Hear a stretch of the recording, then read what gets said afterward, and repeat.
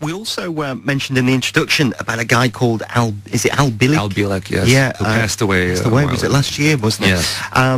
And again, I only became familiar with his work a few years ago, but he was involved with the Philadelphia experiment. This is somebody who you worked with. Am I correct? Well, I didn't actually work with him. He was more in the administration.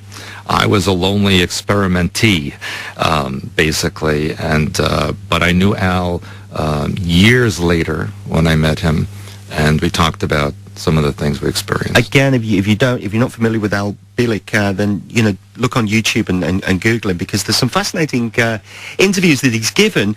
What do you think about some of the stuff that he talks about? Because he says basically that because of what went on at the Philadelphia experiment, he was able to.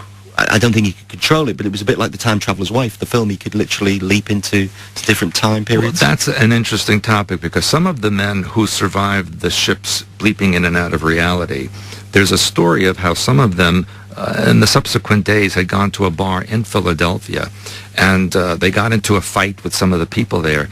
And one of the waitresses described to the police how some of these men would suddenly vanish in thin air and then bleep out and bleep in again later, and this terrified her. So that is, they became unstable in physical reality, and these are some of the men who were taken to that nursing home later on.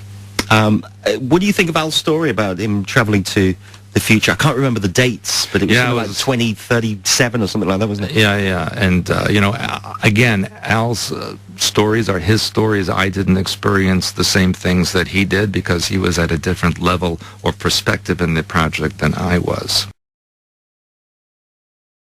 Stewart Swerdlow, what was his involvement with the Montauk project, and why him?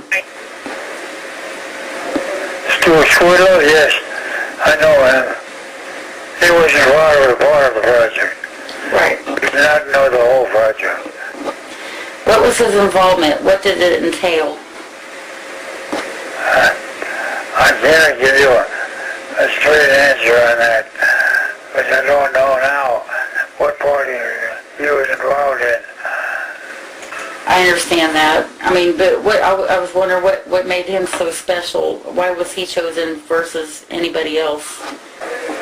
Well, he was involved with the project, but not as much as person. That was Stewart Swerdlow tended to